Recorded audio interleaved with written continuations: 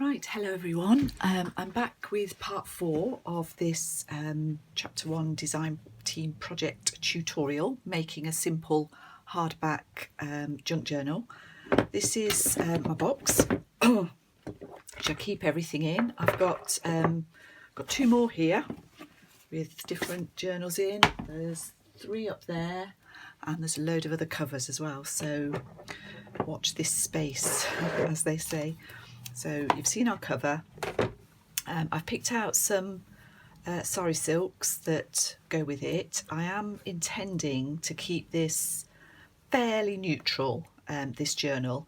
And what I'm going to do today is start to go through with you how I decorate the signatures before we stitch them in.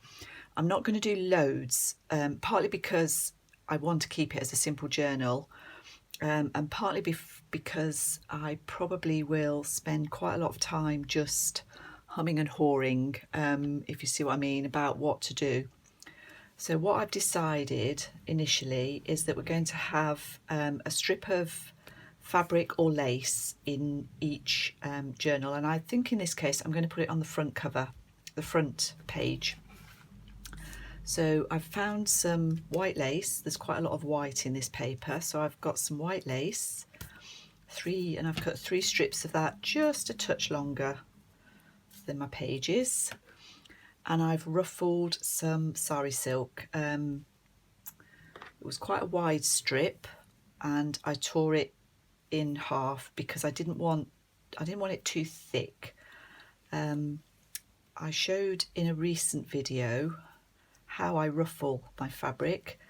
I can't get my sewing machine under here to show you properly, so the way I ruffle my fabric is I start with the top and I fold a pleat in it like this, and I put this pleat under the foot of my sewing machine and lower it down so that this piece is held tight, and then I stitch with a long straight stitch, and as it's going through I just use this little pointy thing, this awl, just to tuck my fabric as I go through. It's quite hard to demonstrate because as soon as I take my finger off it springs back, but this is going through the machine and stitching down here, and I just tuck it. Sometimes it roughs up like that. I don't worry too much about that, just keep going. So we end up with a strip like this. It always twists a bit, but that doesn't matter at this stage.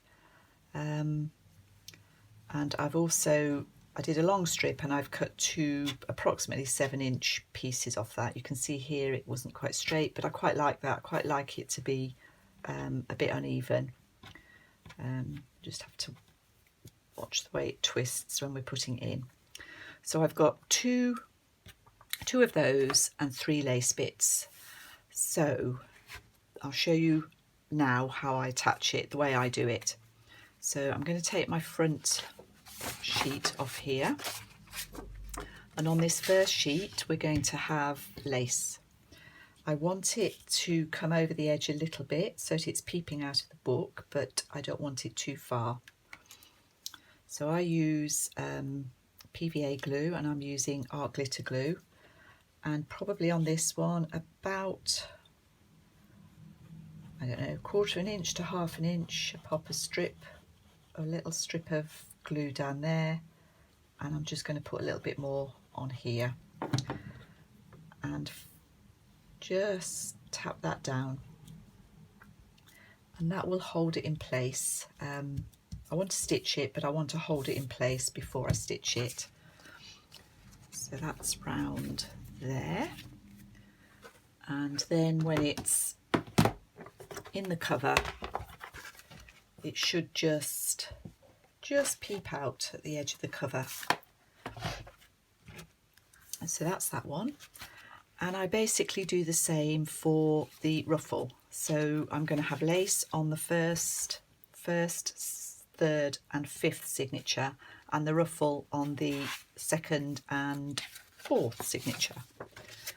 So I do exactly the same with the ruffle. Take my glue. I'm just going to offer it up first just so I can see where I want my glue, because this is narrower than the lace. So again, I want it slightly over the edge, but not too much.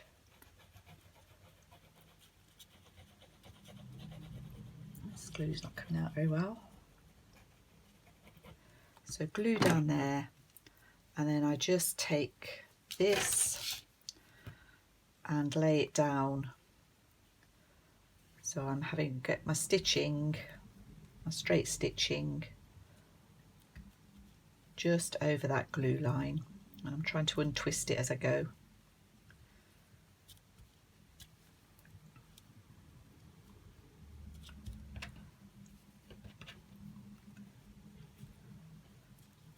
Okay, so that's that one. So I'm going to do that on the other signatures. So that's the first two, lace, ruffle, lace, and then I'm going to use my sewing machine and I'm just going to zigzag stitch down each set. And with this one I just go over the stitching line as we go down this ruffle. So let me do that and then I'll be back. Okay, so it's probably half an hour or so later, a bit more maybe, and I've done quite a bit of stitching in these. So I'm going to go through each signature to show you what I've done. So it might get quite dull, you might want to fast forward this piece. So you saw me glue this and I've zigzag stitched down, so that's done. And then what I've done is take one of the plain pages in each of the journals, in each of the signatures, sorry, and stitched around it. And I like my top stitching, if you like, the right side of the stitching to be on the page that I'm looking at. So I start here, I go round 3 sides, take it out of the machine, go back, and then I start on this side and go round 3 sides and join it up. And then when you're looking at the book, you've got the I suppose the nicer stitching on the top of each page. And then I go through, I haven't done this yet, so I'm going to do this each time. I go through and on the wrong side, the straight stitch, I just zigzag is a bit more, it's not so vital. I just flatten my little holes really so that it's smoother and looks quite good on both sides. Sorry, I did that on the wrong side. That should have been on that side. There we go. So it looks a bit smoother. So you've got that and that. When I've made some pockets, I don't think I've done it in this one. Oh yes, I have, the centre. So I made, I turned this up so we've got pockets in the centre. And I quite like any of the pockets that I make in that way. I like to stitch them. So I've just done a zigzag down each edge so that my pockets are joined up. So that's the first signature. This one, I've left a little bit of this ruffle just hanging out the bottom, just for the time being. I might cut that off or I might leave it. I've done my zigzags, my straight stitching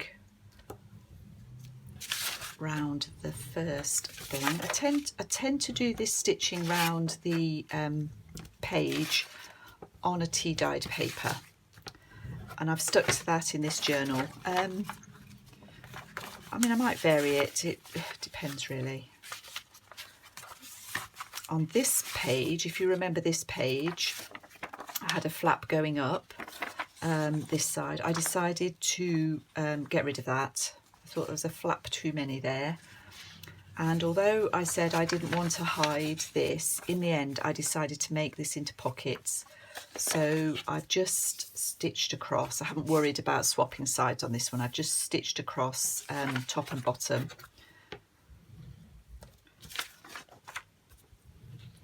So that we've got stitch pockets on each side of that one. nothing else in that one. This one I've chosen to stitch around the 3rd blank page, I think. And again, I'm just going to even these out a little bit.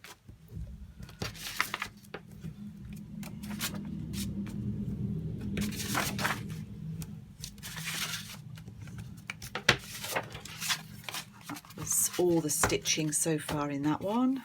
This one, this was another page that I turned up into a pocket, and again I've just stitched down. I've used straight stitch this time.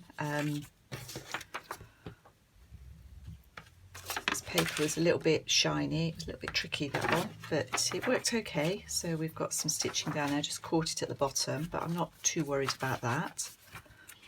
And again, because I didn't want, the other thing, I try and even it out, so I don't want stitching on pages all next to each other.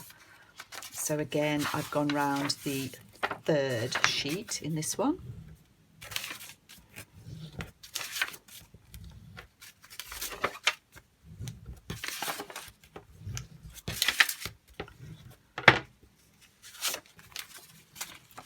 That's that one. And then the last one, I've gone back to the 1st sheet, so let's just do this. Hopefully most of you have fast forwarded by now.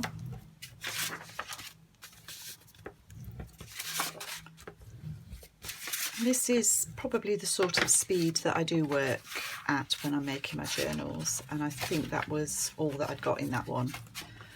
So that's our 5 signatures with their lace and ruffles and some of the stitching. When you put the ruffles on, it fattens it up a little bit, as you can see, but we've still got plenty of room. I'm going to do some stenciling before I put the signatures in, and I might decide to do a fabric and or lace pocket. And if I do fabric or lace pockets, I tend on the whole to stitch those in, so I may decide to do that. So that's it for now. I'm going to leave, I'm going to go away and have a think and just come back and do the stenciling once I've sorted myself out. Thank you. Right, so I'm back again with these signatures, and I'm going to do a bit of stenciling before I sew them in. So this is probably, I think this is probably the last thing I'll do before I do stitch them into the binding, into the cover, sorry. I always try and do stamping and stenciling before. It's just easier, but it's not impossible to do it afterwards. So, you know, there are ways. I've chosen, I was going to do neutral, I was going to do everything vintage photo, the stenciling vintage photo, but I've decided that I need a little bit more colour in this. I mean, I can add colour later with pockets and tags and things, but I think I'm going to do the stenciling in colour, and I've chosen 5 signatures. I'm just going to put probably just 1 stencil in each one, but I'm going to use 5 different colours. And if you look at this paper, there are hints, little hints of colour here. So we've got pink and a sort of purple colour, a bit of green, a little bit of turquoise, and there's some little spots of an ambery colour. Very subtle, but it is there. So I have chosen these 5 oxide colours.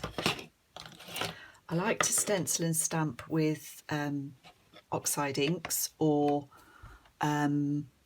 pigment inks, because they don't go through the paper, they don't show on the other side of the paper in the same way. So I'm just putting these in some sort of order, very random. Let's go like that. Okay.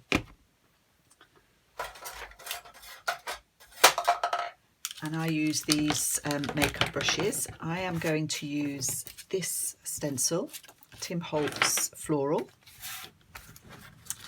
and I'm going to start in my first signature on the first tea stained page. And I don't know at the moment how much of this stencil I'm going to use. I don't want too much. Now I've got 4 brushes, and although you probably can't see it, I have written on here the sort of basic colour that I use. I haven't got a purple one for purple, so I will use the one that I've labelled pink. So we'll start with the Oxide in Wilted Violet. That space, make sure I'm in frame for you guys. And all I do with this is just hold my stencil, just dab this. You really don't need a lot. And just gently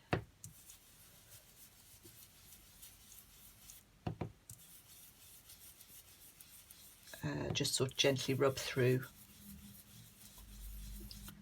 I don't mind if I get some raggedy bits, if some of it is only partly stenciled. Just want that hint of colour. And I'm going to leave that just pale and pretty like so. So that's that one. So in this one, I don't want to do it on this page because I've stitched.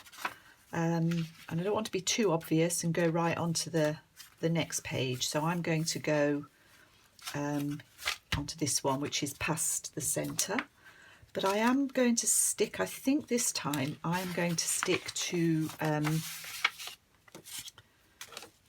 pretty much a similar position for all of these stencils. So I have got fossilised amber next, so I'll use the brush that I would use for browns. Could use green, the green one, it doesn't really matter. You actually put so little of the ink on, the way I'm doing this in any case. And I actually don't mind if a bit of the old colour rubs off that's already on here, because it gives you, as you'll probably see with this one, I can see that I've got a bit of brown on this, and I quite like that effect. I quite like the slightly two-tone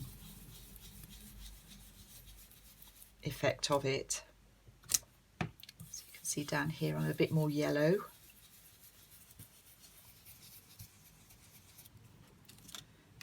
And a little bit more brown at the top. So that's that one.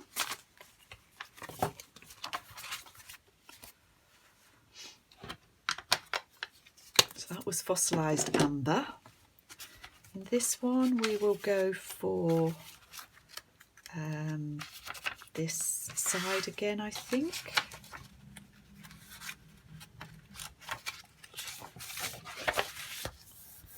And I've got peeled paint this time.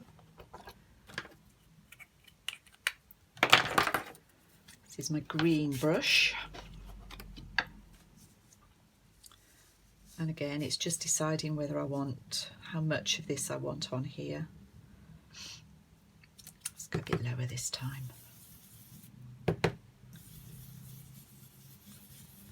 Peeled paint is a very yellowy green, so not perfect for this, but it'll be fine.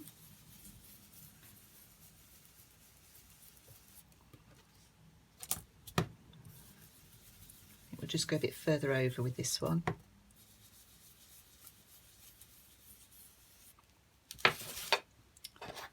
That's my peeled paint.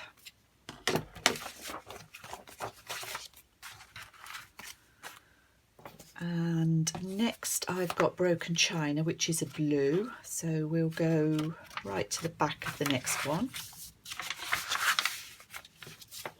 If I've got blue, that's blue.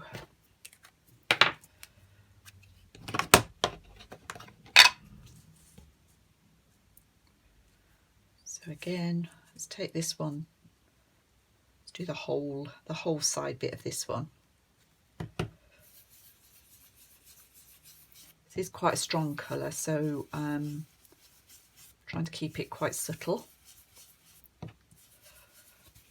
And I haven't cleaned my stencil in between either, so we may get some slightly sort of shaded pieces, I guess. We'll see.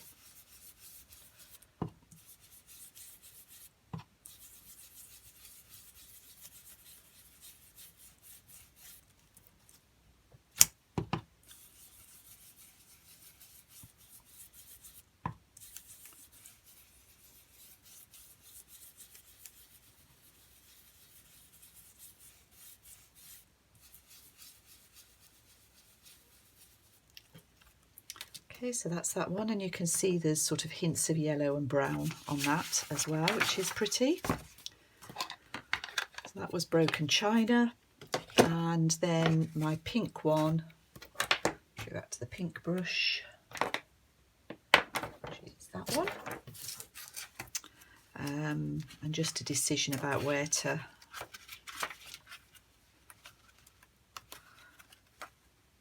put it in. Where should we go?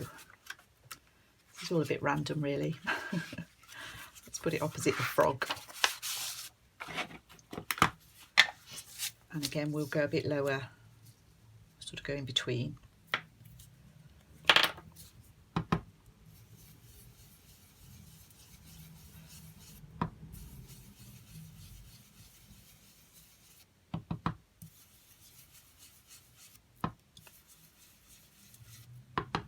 I think this is a lovely way of using these pigment inks, and these brushes give you a really sharp,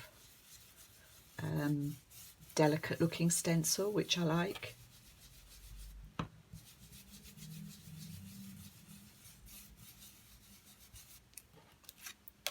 So that's quite browny, but that's absolutely fine. And it actually picks up this frog colour beautifully. Just serendipity.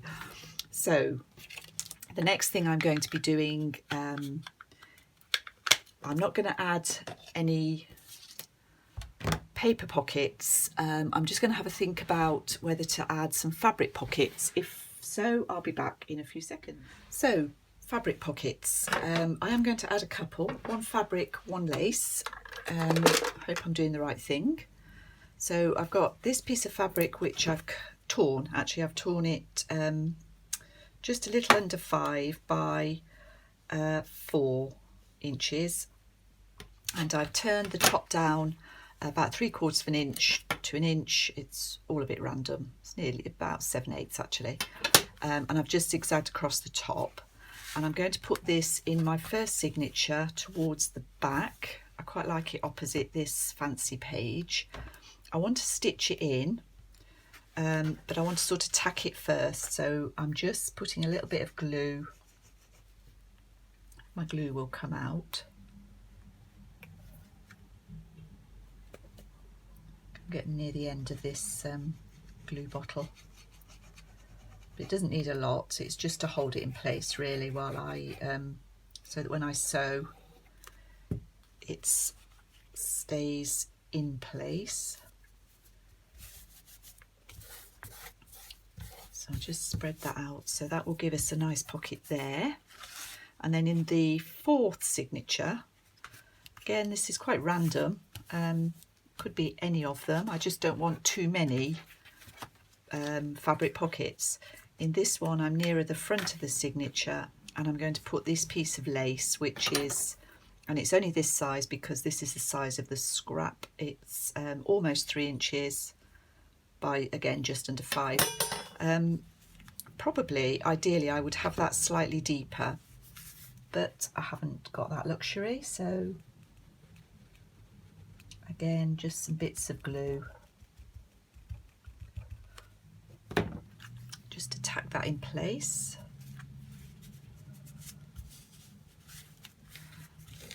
And I'm going to take my sewing machine and go around both of these. So I will just come back and show you that when I'm done. So here's our pockets.